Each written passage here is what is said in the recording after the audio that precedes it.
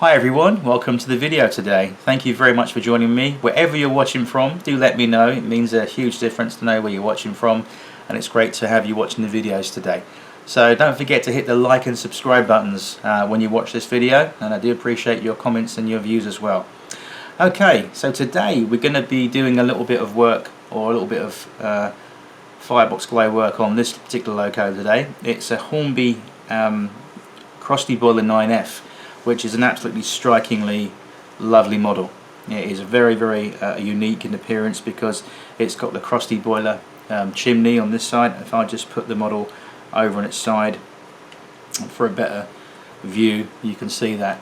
This is a factory weathered model from Hornby, and all the weathering is done in the factory obviously, but you can add your own little touches here and there, which is what I like about doing things as well. But today we're going to put a Firebox Glow in this particular loco. It's a relatively brand new locomotive because I haven't run it hardly ever since I've had it, and it's quite a new model. I've only had it about a year or so, or even 2 years at that. It's not a very old model. It is by today's standards in terms of the latest model, but it's certainly a very unique model is what I should rephrase that as, because it's a very unique model because of the Crusty Boiler, and it's based on the prototype Crusty Boiler of a 9F. So having got that information out of the way, what we're going to do today, you're going to see me actually put the Firebox Glow effect in this particular locomotive. In the previous videos I didn't do that, and I did mention that if you wanted to see me do it, I would do it. Well, me being me, I just thought, you know, why not just do a video and everyone can see how it's done. It's easy, isn't it? So here we go then. So the first thing you'll need to do, obviously we've got it out of the box. Now, although these are quite relatively strong models, there are a few little bits on these things that will, if you're not careful, break off, and that will get damaged if you're not careful. And I'm going to roll the loco over onto its top side so I can show you exactly what you need to do first. Now, we'll roll it over thus so. I'm just trying to work with the camera shot because I've got the camera above me on a tripod on the table here, so everything appears in opposite right to left syncopation, so I've got to think about doing things. I've removed this already, but there's a little plug and play plug-in electrical socket with some wires that go from the loco and the motor to the tender, because the tender is fitted with pickups on all 6 wheels, and you plug it into that little socket in there, and that gives you the pickup power, and it gets to the locomotive motor from there as well. It will pick up on these wheels on its own, but this is additional pickups that do help it on the track, and it gives an improved performance over crossings and points and whatnot. Anyway, it's just another additional set of pickups on it. It's a great addition. Anyway, the point is I had to solder this the other day because I did take this apart just to see how I could do this before I made this video. And if I just zoom in a little bit with the camera, or not, that will do, I think. Oops. This little tag, it has some very fine wires that go into the tag on the end, and if you're not careful, when you try and gently prise this out of the socket, 2 of the wires came out of their little holes, so I just basically soldered them back in, and the other one I super glued back in, and I tested it all and it's perfectly fine. But be very careful with this tag. When you take it out, use something like a pair of fine nosed tweezers and gently prise it a bit at a time so it does come out. Because it's a new locomotive, as mentioned, I've hardly ever used it, and obviously I've never disassembled it before. Everything is quite new, so you just got to be careful with these things. Anyway, apart from that, that's all we need to do. So if we take this tag out, the tender and the loco are physically connected by this plug and play wire, and also there's a tender drawbar that goes from here to here, which I've removed, but just for quickness I've just removed it and shown you where it goes. But basically the loco is connected via a drawbar from here to there, and it's this simple screw that holds that in place, and a simple screw there. Take that plug out, and then you can thus so remove the tender. So we'll put the tender to one side, because we don't need that until the end of the game. So when we take this apart, what we'll need to do, the main idea is we're going to take the chassis away from the body. And you'll notice straight away on top there, there's 3 screws, 1, 2 and 3. Do not touch these screws. You do not need to remove them. They are just a cover plate that exposes the pickups and the gear inside as well, and you don't need to touch that at all. It's not necessary to remove that, you leave that alone. There's also the front leading pony wheel. There's a screw in there, there's a spring. Again, leave that alone, you don't need to touch it. But what you will need to do is very gently move the front pony truck to one side, and that will, you'll see a hole, a large hole in there. You can see that on the camera. That hole there is a screw. There's one screw here you remove, and on the other end of the loco there is a screw right there. So it's just 2 screws, top and bottom. And then what you do once you've taken those out, again for quickness I've removed those already. I'm sure you don't want to see me put the screw back or take the screw apart. You just basically flip it over like that. This is how I do it, by the way. I'll just zoom out. Oops. There we go. This is how I do it. Whenever I'm taking a loco body off, be it a tank engine or a big loco like this, always put it on a flat surface, as opposed to doing it in your hands and pulling it off. It's easier, because then you can just gently, with a little bit of encouragement, gently lift that off like that, exposing your chassis and your motor mechanism. So the body, as you can see, is separated. We'll just put that slightly to one side over there a minute. And I don't know about you at home, but when I take my locos apart, periodically for maintenance and just for a general look over, just like the real thing, a steam locomotive, after X amount of time being out on the road, it goes in for an exam. They look at everything and check everything's okay. You should always do the same with your models. I'm not saying you have to every week unscrew the thing, but at least every, say, 6 months, it's nice to have the body off and have a little look at the motor, see if there's nothing clogging it up. It might need lubrication. Just check for general once over kind of diagnosis on it. What I also check on these models is the dreaded M word. Now the dreaded M word, it really ruffles my feathers. I don't like to say the M word. The M word is not a swear word, but it is a very, very nasty word in the world of model railways. And the M word stands for mazout rot. Ugh, I hate that damn thing. It's like cancer for locos. It's horrible. And mazout rot, if you're not educated about mazout rot, in simple terms, it's metal fatigue. And the way these models are made nowadays, they're made with a zinc casting process in the casting for the chassis, because obviously it's heavy. It has to be for obviously additional weight and haulage. But what happens is you get these very, very fine hairline cracks that appear anywhere over the chassis, and you first of all you think it's a hair or it's a little piece of fluff or something, or then you think it's a bit of paint that's flaked off, and then you discover the real nightmare problem is that the actual metal has become like very much like toffee. It's brittle and it's just cracked, and the more you picket it can simply break off with finger pressure, and then you're left with a chassis that's just completely crumbled. I've had that, and there's videos, horrific nightmare videos on YouTube about that. It's not a nice thing, and the only thing you can do is send it back to Hornby. And in fairness, if anyone's watching from Hornby marketing out there, you guys are very good, because in the past people have sent their locos to you with this problem, and you have actually repaired them or replaced them. In fairness, it's a problem that Hornby have been aware about in the past, and I think they've rectified it, because this particular model, the chassis is fantastic. There's no problems at all. It's nice and solid. Everything's well made. It was just a problem they had a while ago with their manufacturing process in China, which is another discussion video. Don't get me started about that. Anyway, so now we've got our chassis separated, as I said. Have a little look over the chassis and the motor. It doesn't hurt. Making sure everything's okay on it. Everything looks good. A little bit of a hair there, that's okay. Just like you would a real steam engine, have a little look at the thing, make sure it's all right. And this is a new model, so it's hardly ever been run. and it's never been disassembled. This is the first time I've taken it apart, and yeah, everything looks okay on that. There's a nice beefy motor on top there, which is good. That explains the smoothness and the power behind it. It's a lovely motor. And what you want to look at for your particular example, or what are we doing today, is I'll just bring the camera in a little bit, like so. If we can see here on top, this brass tag that goes directly to one side of the motor pole, that is where we're going to hardwire one side of the grain of wheat bulb.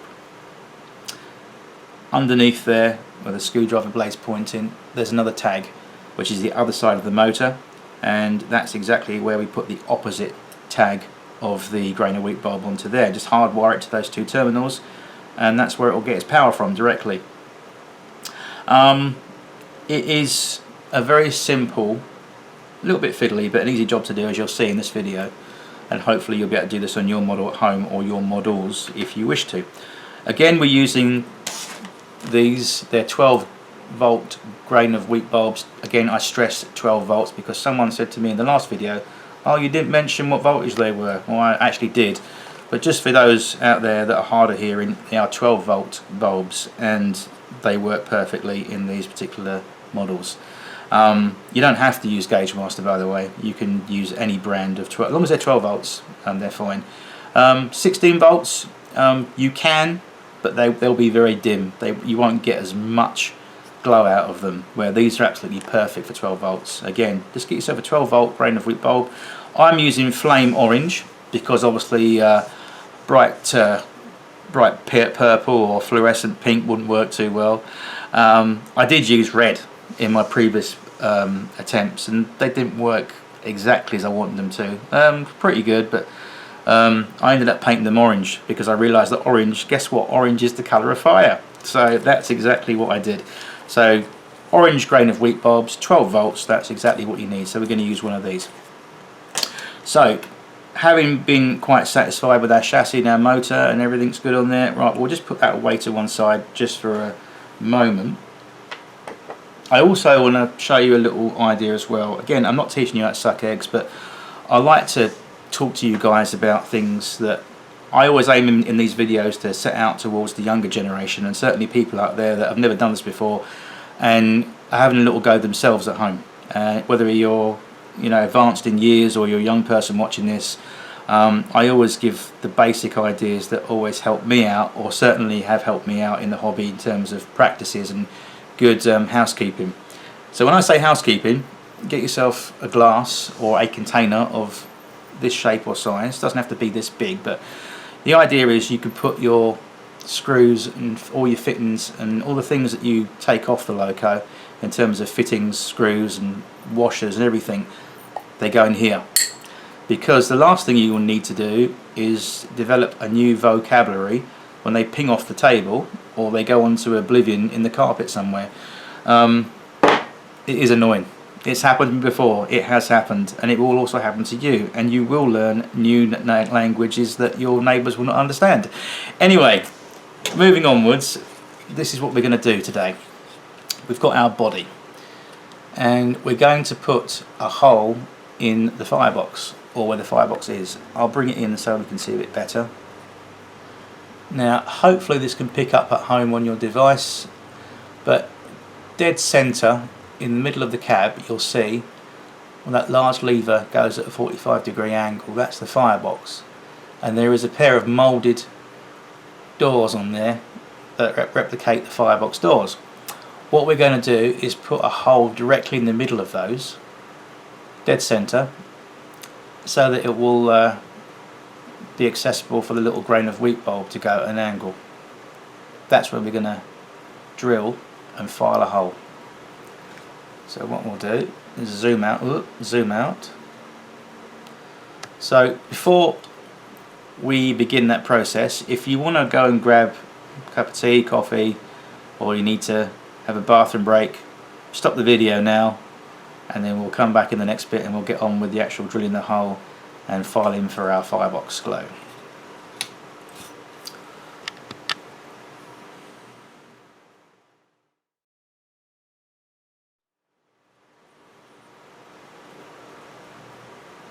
Okay, welcome back. So I've already made a little start. You can see that maybe just about in there, I'm not sure. Bring that up to the camera. I've already made a little start. You might be able to see that, you might not. I've already made a little start in there. So what I'm going to do now is just continue with a suitable drill bit. Obviously you want to measure the drill bit size tip to the size of your grain of wheat bulb in terms of ratio and circumference. Obviously you don't want something massively big and something that's too small. So good idea is to get a drill bit and measure it up against your grain of wheat bulb to see exactly if it matches the circumference of the end of the bulb, which is what I do. And I put it in one of these hand twist drill chucks and simply find my little mark where I'm going to do it. Put the loco down top of the boiler so it doesn't crush or snap off any underfloor or any underframe detail, and just gently keep working away like so. Don't need to put an awful amount of pressure on. The key is to keep it dead straight so that the drill finds its mark and it just keeps going nicely through the plastic. Once you're through, then you can take the next step, which I'll show you. What you want to do is turn the drill back the other way as well to release all the swarf, and then turn it again, and or you can see there or not, we are through. Just put it in reverse, do the same action, and there we go. You can see we're through on the camera there. Give it a few little twists for luck, gently pull it through, and we're done. So there's our hole. As you can see, it's come through. The next thing we do is we just check, and that's exactly spot on where I want that, and I'll bring that up to the camera. Hopefully the daylight will poke through that. There we go, perfect. Right, we're not done with that just yet, because now we need to come in with, I use a round needle file, something like that, and then I insert that into the hole like so, and just like you did with the drill earlier, just gently work it to and fro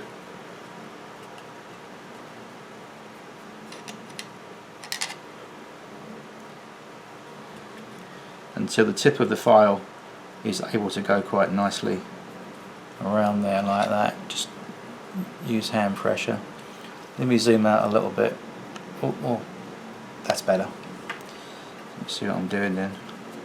It's not terribly exciting, but as you can see, you get the twist or gist of what I'm doing.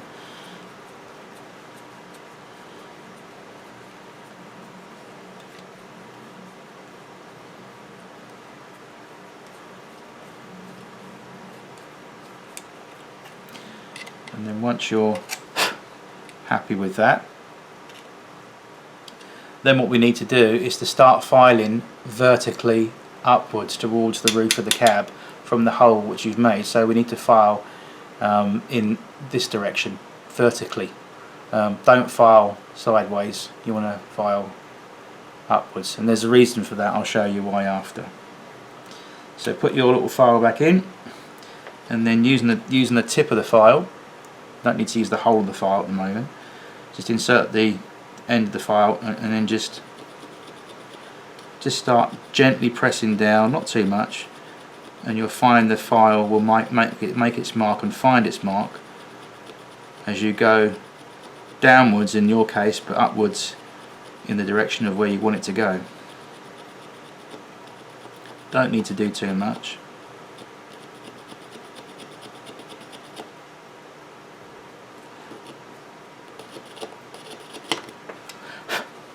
Have a little check, always check your work, stop and check. What we don't want to do is to go too far. So in our case, we don't want to go above that firebox door lever. We don't want to completely go through that thing. You want to go just onto it. So at the moment it's almost there. A few more little strokes with the file and we shall stop and go the other way.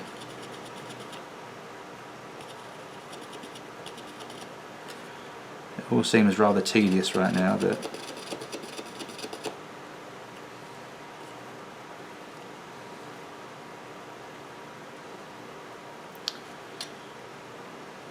Just a case of working at it and just persevering with it. A bit of patience is what you need. A learned skill in this hobby that you will need tons of.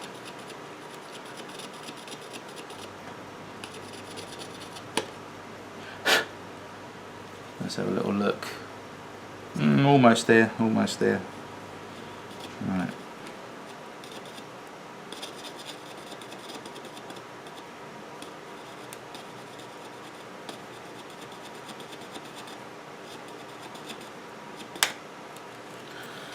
Right.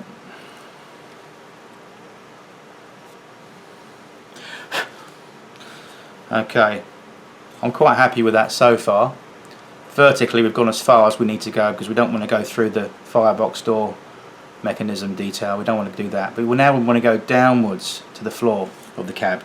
So it's a case of just instead of pressing down with the file, you press upwards.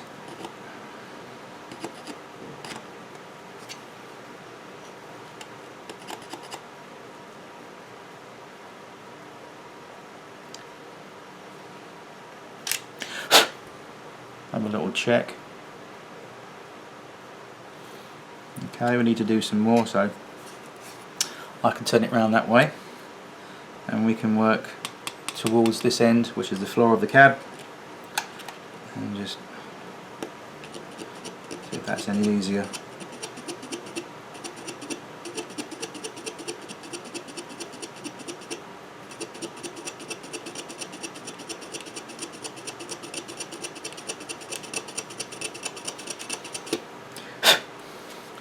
Have a little check. Okay, it's starting to get there. Starting to get there.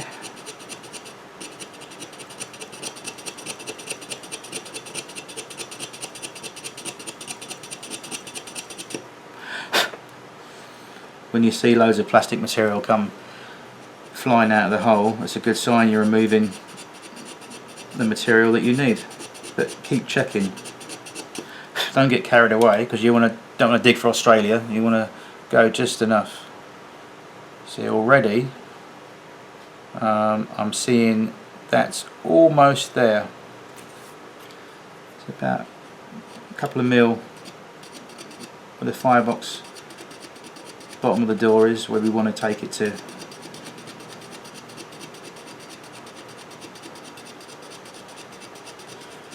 This is why I said go and get a coffee or a tea, because this is incredibly boring.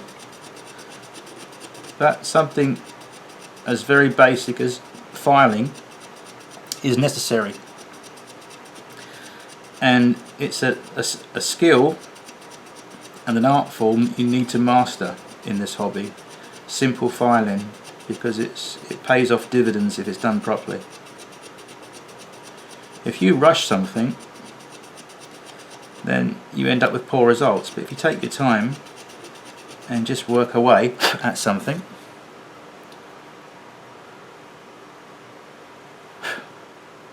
and I think we're almost there.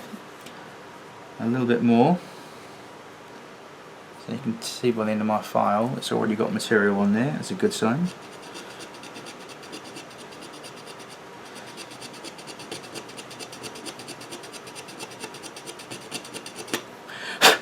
Let's have a little check. It's virtually there, we just need to give a little bit more to it.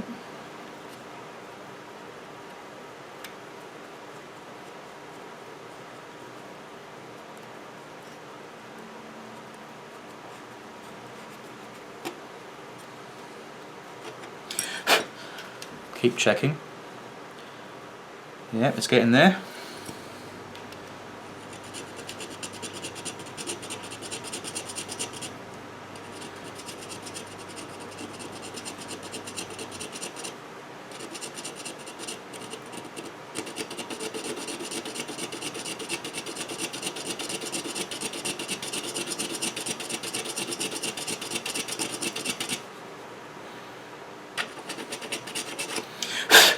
Let's have a little look.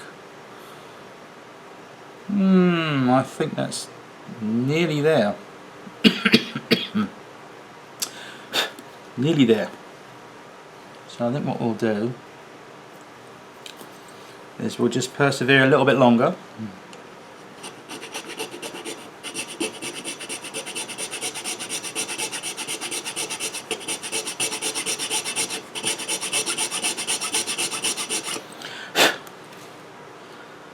That's there. 5 million years later, and 25 feet of plastic swarf. As you can see, hang on, that is really what you're after, that size hole.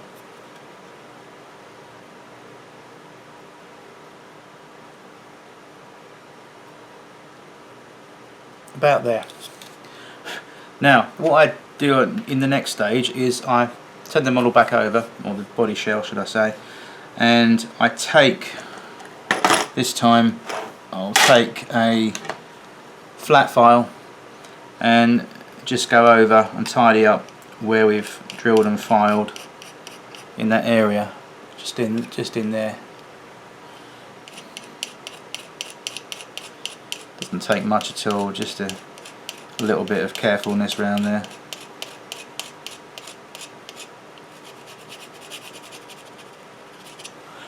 And check with the finger. Best tool God ever gave you was the finger, not the finger, but just check obviously it's nice and smooth, and we are ready to go. So what we need to do next is we need to make a little bit of space here. I need to bring in a grain of wheat bulb.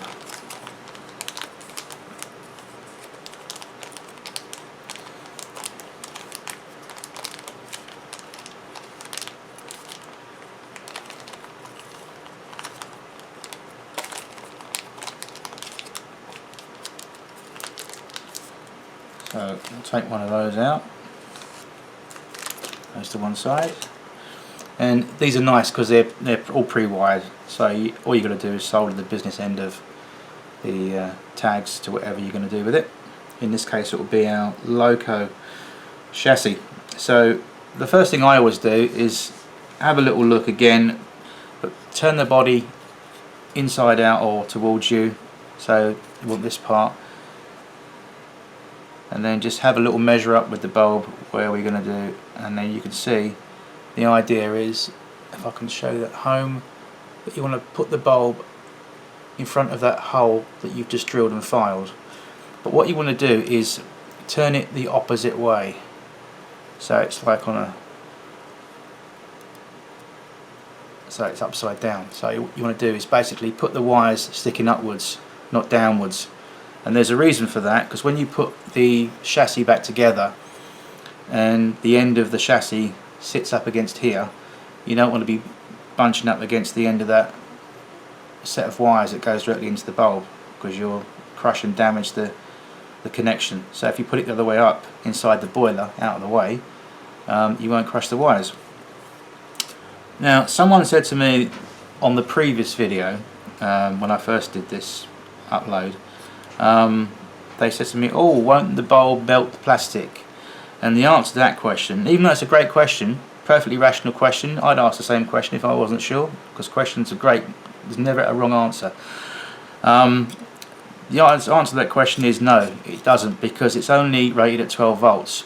You're not going to run the thing at 12 volts completely, because we're not playing scale electrics with our trains, most of us don't anyway. I like my trains to run at a nice slow to medium speed, what I call scale speed. You can have a very small layout like mine, which is a 6x4, and still get a great effect with trains running around at a nice leisurely gallop. Even a full-size 30-foot plus layout, locos run quite fast, but never scale electrics full warp speed. I'm not a lover of those kind of things. If that's what you do, good luck to you. But me personally, I like to sort of run my trains at a nice scale speed. So in terms of operation, this is not going to get the full 12 volts when we connect it up to the motor. It's only going to get barely anywhere between 5 and maybe 10.5 volts maximum, if that. because it's drawing off the motor, so you're not going to get the full massive amount of power in that. So it answered a long way around to answer the question today, but it's not going to do any damage to your model, not at all. The actual potential damage you can do to one of these things, believe it or not guys, is by fitting a smoke generator in the chimney. Everybody loves doing that, or not everyone, but people that have got DCC locos, they look great, don't get me wrong, but what happens is after a period of time, your 200 to 300 pound model that you just forked out for, and you've put a sound unit in it, and you've put your DCC chip, and then more importantly you've put your soothe smoke unit in the chimney. What happens is after a period of time it gets so hot it does actually warp and distort the chimney. I found when I've had a go at it, and it basically it's ruined your model, and I don't like the idea of drilling out a chimney and putting in their replacement chimney part that goes in the top of the chimney. Not one for that. I like the old-fashioned way, believe it or not, just watching locos going around the track with some sound in the background. It works for me. Anyway, on to the installation process. I'm really rambling today, sorry guys, but I'll just do this. So the idea is you have a test fit, so just see where it goes inside the chassis, like so. So it's going to fit up against our little Firebox now open hole, like that. So what you can do is quite simply put a blob of super glue in place to hold that in place, which I'm going to do now. And before you do so, the idea is if you get that shape out of it, oops, you can see that I've bent the wires over and just made a little bend in the wire there. So we've obviously got our shape. So the idea is just with your hand you can do something like that and just bend it into shape, so it makes it much more easier for when you install it. So again, make a little bend like that, so everything should be going that way. Again, I know I'm doing this like in a very basic tutorial way, but I like to think everybody can watch this, not just the experts out there. So I'm going to put a little dab of this. This is what I use. This is industrial grade super glue. It's by Everbuild. You can look it up on eBay or Amazon. You don't have to use this brand, but I find in the industrial strength job is superb. It's actually way better than the supermarket super glue you can get, or the any other brand super glue. This is really good for modelling. It holds it dead still in place, and it does what it says on the tin, super glue, but at industrial strength level. It is very good stuff. The downside is this is actually strong. You're saying out there, guys, how can that be stronger than super glue? It is super glue. Yeah, it is technically, but this is a very strong formula that's manufactured. It's really very good stuff. I nearly actually, seriously, in all jokes aside, I nearly actually had to go to the A&E, the emergency room, the other day, because I actually stuck my fingers together with this stuff. And unlike the normal super glue in the supermarket where you put it under hot water and a bit of soap and you can prise it off and lose a bit of skin, this actually bonded my fingers together permanently. It is, I kid you not, it is very so someone sent me a text message. It is very dangerous stuff. Hang on one second, guys, sorry about this.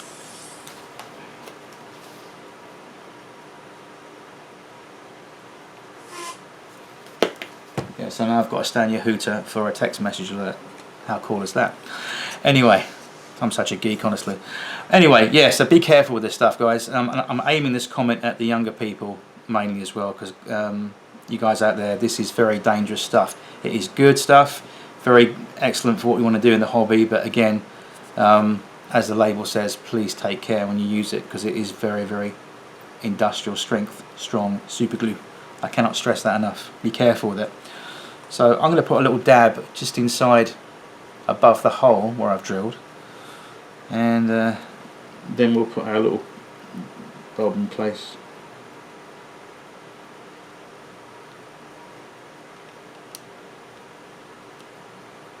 Don't need a lot, just a dab, and then we can come in, bend that over,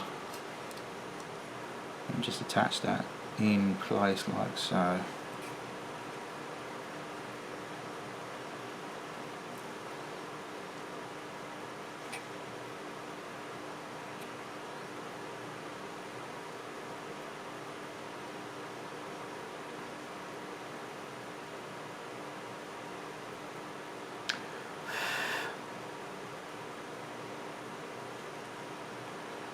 Okay, I'm just going to hold that with my finger on the bulb, not on the super glue. While I wait for this to dry, why don't you go and get yourselves a tier of coffee or something to drink, or a bathroom break, and I'll see you in a mo.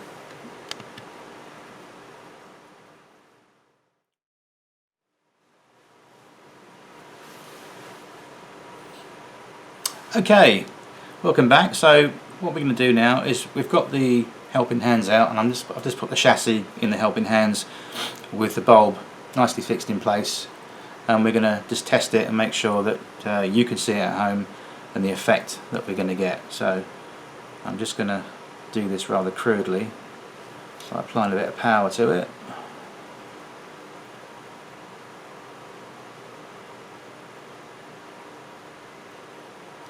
There you go.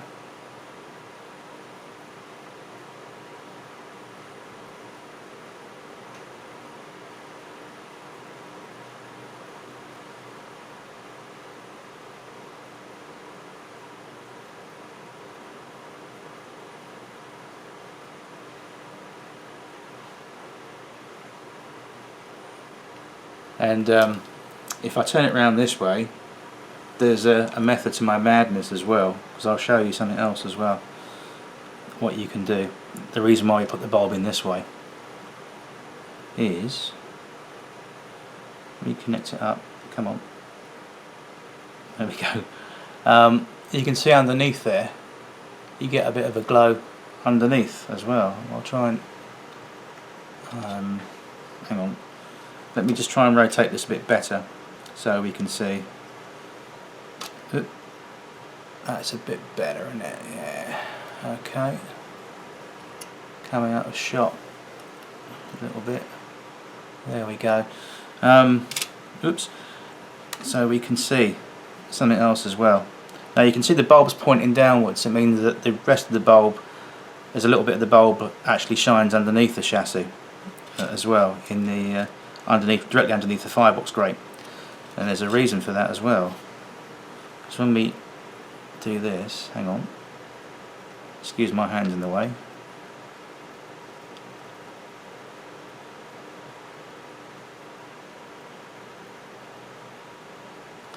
The idea is once the chassis is all together, you'll get a little glow underneath the Firebox as well, which would be a nice effect as well. So if we just take this off here very carefully, like so, and just put that to one side, those out of the way. Okay, so at this stage now we can start to connect these wires up. So we'll bring in the chassis. Now, it's obviously we're going to go this way around. So as you can see, because we're going to go on this end here, there's quite a lot of space in this area where my finger is. So that's ideal for our bulb to sit, and the wire's not going to get pinched downwards, they're going to sit upwards as mentioned, so everything's out of the way nicely.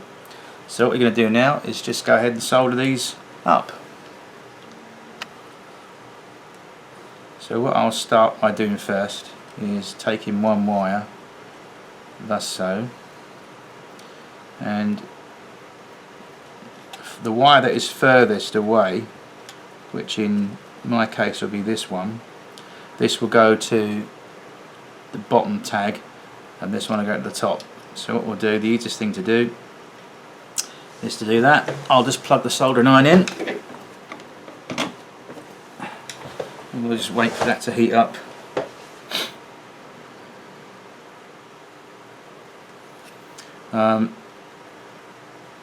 and then we'll just directly solder that on there. What I normally sometimes do, I don't always do it, but there's good practice that I always do, I just put a tiny smidge of flux on there.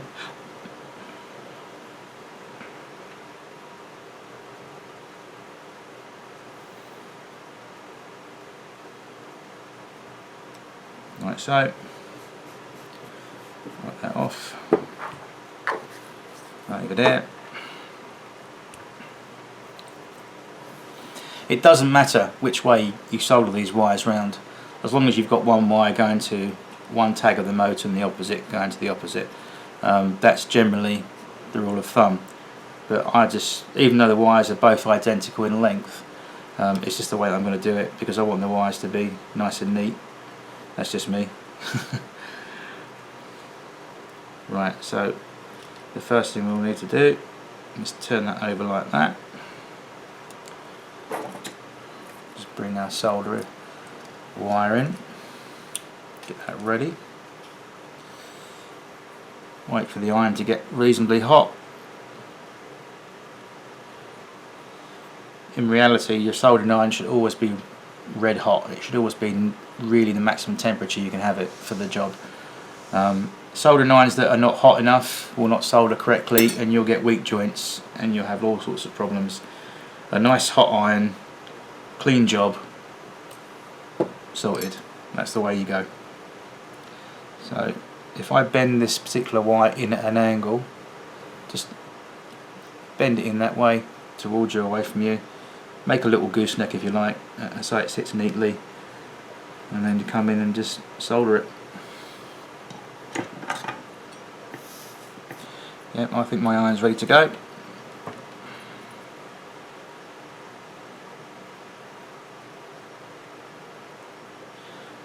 Clean it off first of all. Get some tin on the end of the iron, give it a wipe so it's nice and clean.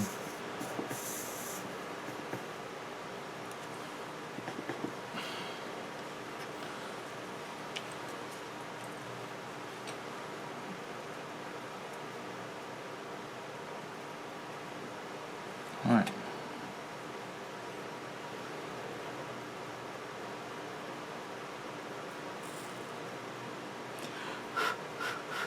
That's it, that's one done.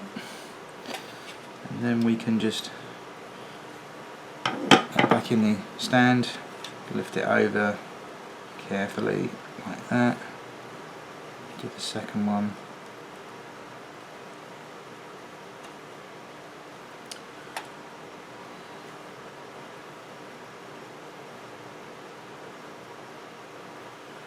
Sure that's out of the way.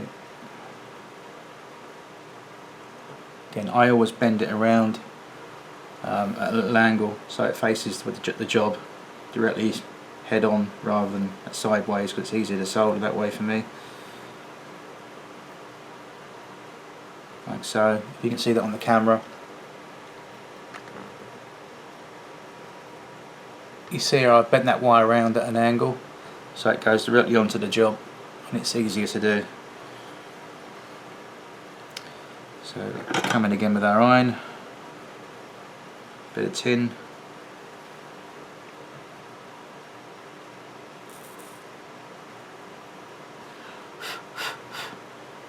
straight out, job done.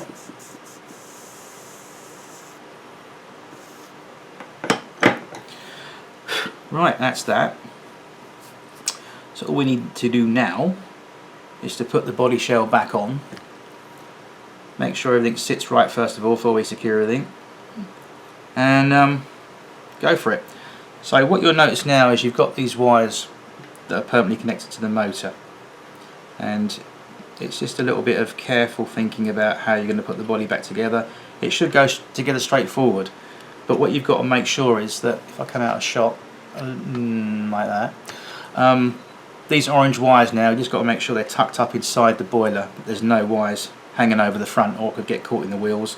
So I just generally, with finger pressure, just push them gently and guide them into the top of the boiler, as it were, inside the body, out the way, and everything should follow suit.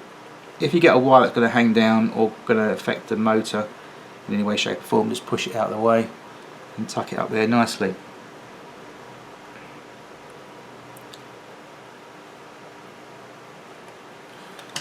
So what I do is just have a little look and then just tuck it all back in.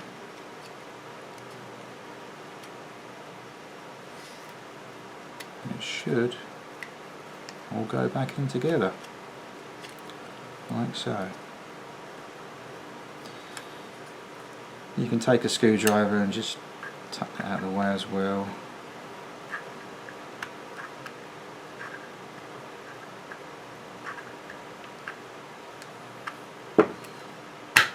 There you go, and that satisfying click tells us that everything is seated nicely. And there's no wires that have been chopped or cut or ripped. Everything has gone back in there. I'm visually checking as well. Check with your eyes at home, guys. Check everything's gone back nicely. That not only have you heard the click, but everything is seated where it should go. The screw holes are lined up and everything is where it should be on the loco.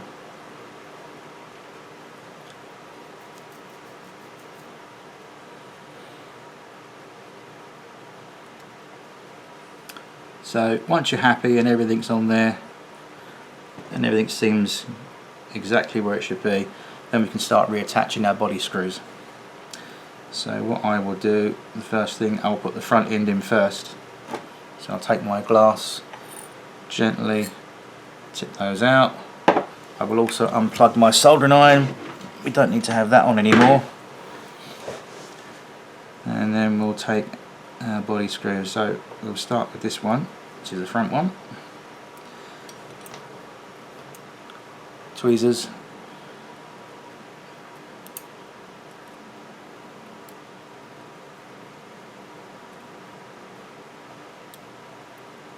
I tell you, if you can pick up a screw with a pair of tweezers and get it exactly in the hole where you want it, you can apply for a bomb disposal job, because you need a very steady hand. Tweezers are invaluable, I tell you, in all seriousness. I know I make a lot of cracks and jokes in these videos, but it's the point where you need these basic tools to do the hobby, and these are invaluable. Set of these. Right, that's the front one in. Just give it a little tug. Yep, that's in there nice and securely. Now we'll turn the locomotive round so its cab is my side, and it's this item here we need to pay close attention to. This is our drawbar that connects the tender. So what we need to do now is we need to, it fits over, just so it fits over that hole there. So we need to make sure that that goes in there. And there is a correct way of assembling that. And I'm just going to actually look at the instructions, because again, I do roughly remember how to do this, but I always check. I'm not sure. I get the instructions out just to make sure, which I have here. Which way goes around what? Does it show me? Bum bum bum bum bum. Yeah. Okay. As you can see, it shows me there. That large side of the drawbar goes tender end. So we'll put that in place like that. Okay, so that goes through here. Thread that through with my hands, straight the way through there. Using your finger pressure at the top to hold the screw in place, and gently offer it up to the hole. With my screwdriver we'll tighten that up.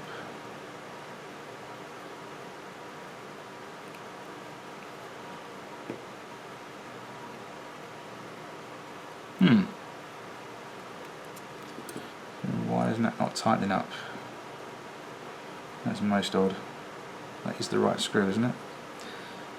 Yep, I think it is.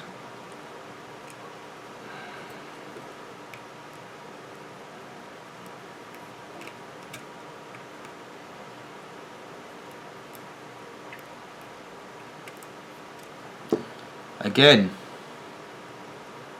Let me check. Because it's sod's law that I've got things backwards to fronts. Let's check, shall we? It's all screwed out. Wouldn't you just know it? Yep, it looks like I've got the screws back to front. Yeah, the large screw goes in the front. Yeah, I thought I was right. Oops. Ah, right. Okay then. That's where we've gone wrong. But it's easily correctable. So that screw comes out of here. Da da da.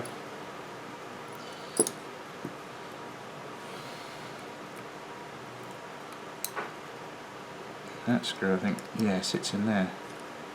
Right. Yeah, that makes sense. Yep. And then, yeah, I see. So that one then goes, yeah, I see exactly what's happened there. Yep, that looks more like it.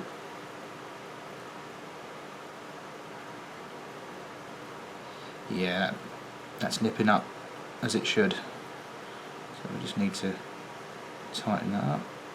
Not too tight. Not too tight, but yeah, that's it. Right, we'll now offer the tender up. And there is like a little slot on the drawbar where it goes through there. So you just basically line that up so it's permanently coupled through there. There's actually two holes. So if you want it close to coupled, you can adjust it accordingly. If you're going to put it on your shelf as a static model, it's the first hole you meet. It's the one behind it, the last hole you need to put it into, which is the correct spacing.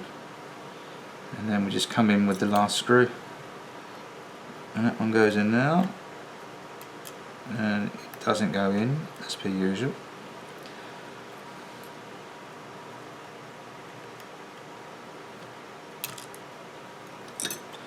Yes, it's fighting me today, folks. It's fighting me today. Don't worry.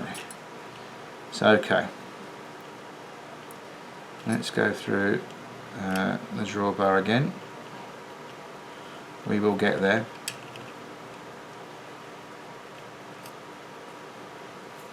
So what have you all been up to this week whilst you're watching me fiddle with this? Have you had a good week? What have you been up to? Anything special in the hobby?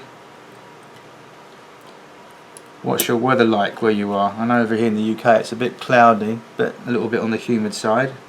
Not too chilly, just about right for this time of year. I am very much a summer person, by the way. I love the summer. I love sunny evenings and waking up when it's light and all that stuff. But I don't like the winter too much. It's gloomy, it's depressing, and it's chilly, and I'm not a layered person in terms of clothes. Just, I know, random information, but I don't like wrapping up too much. Very much a shorts and t-shirt kind of person, me. I just don't like, in the winter time when you've got to wear endless layers of clothing, it's just horrible, so uncomfortable.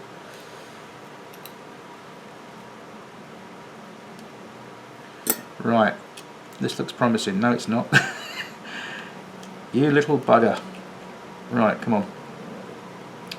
Let's see if we can get this in. This is the mission for today, folks, to get this little screw in. It's fighting me all the way. Oh, it's definitely fighting me all the way. Right, hang on, there's got to be a solution.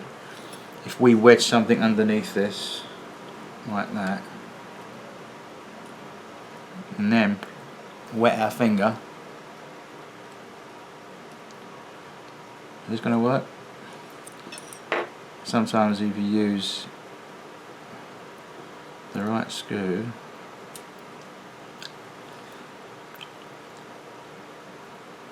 with the right screwdriver, it does work. Yep. We could be here all day, folks. I'm just going to stop and pause this while I get this wretched screw in, and I promise you I will show you once it's in, okay?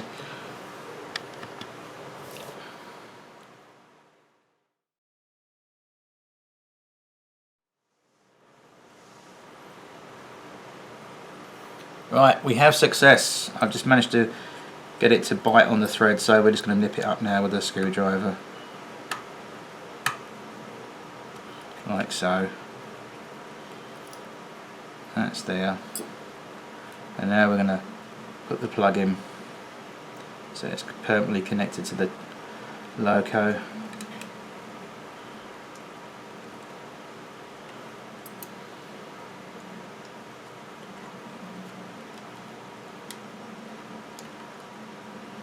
So these things will fight you all the way, but you just got to have a little bit of patience.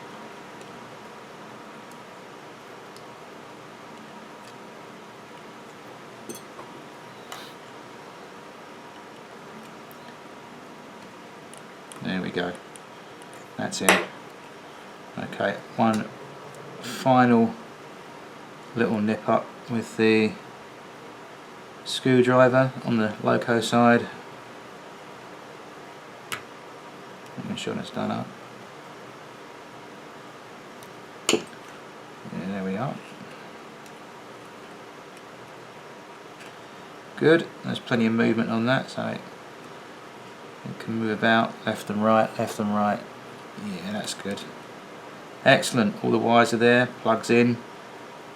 All the screws should be where they're supposed to be. Nothing's missing. And while I'm at it, I'm just having a little look at the pickup as well on the wheels, making sure the pickups are okay. Yeah, they're fine. There's no grease or fluff or dirt on them. Again, it's hardly ever been used, so it's a relatively brand new model. Lubrication is okay on this as well, so I recently lubed it up, so that's okay. The wheels are nice and clean. Right. So I think what we'll do is we'll just turn it over. Right. So. Right, where have we gone wrong here? Where have we gone wrong? This doesn't look right to me. It doesn't look right.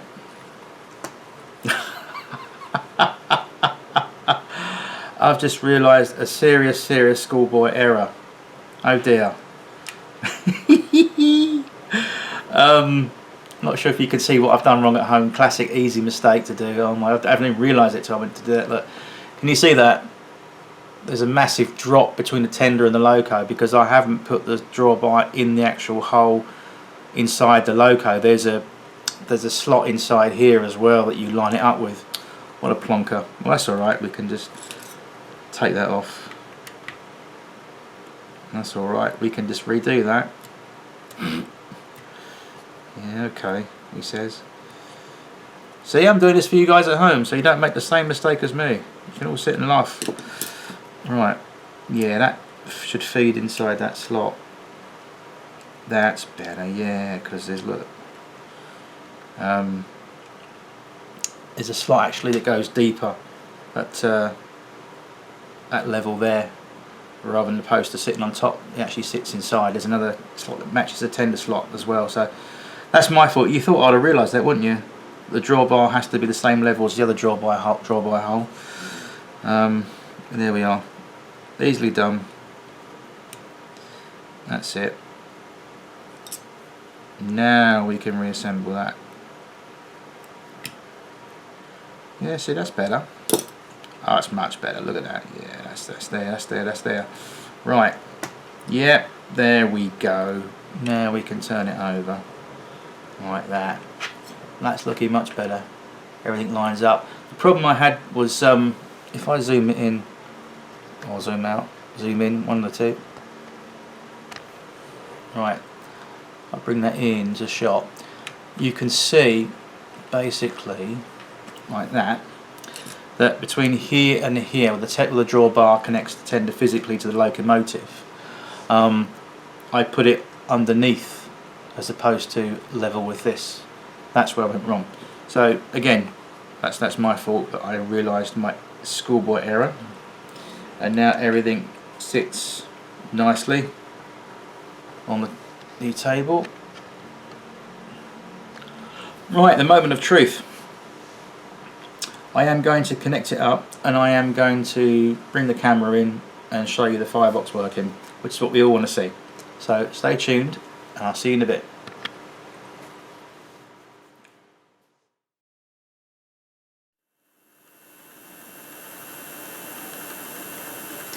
Okay, hi everyone. Just before I close the video, I thought I'd just get it working. Obviously, proof's in the pudding, as they say, so I know it's not too great, but we can see the effect on there quite well, I think, as best we can.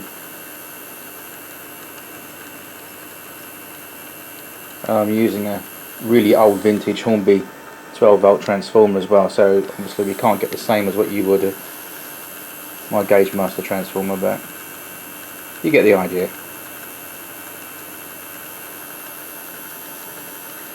So we give it a little bit more voltage, and my wires just come on. There we go. You can see the effect on there.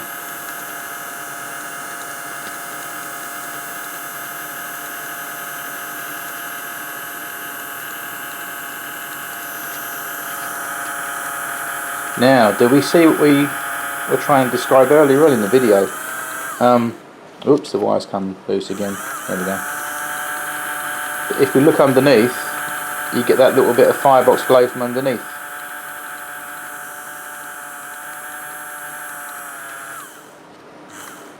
So my wire's very temperamental there. You've got a little bit of reflection of the cab roof there, inside, underneath, and obviously on the foot plate. And there we are.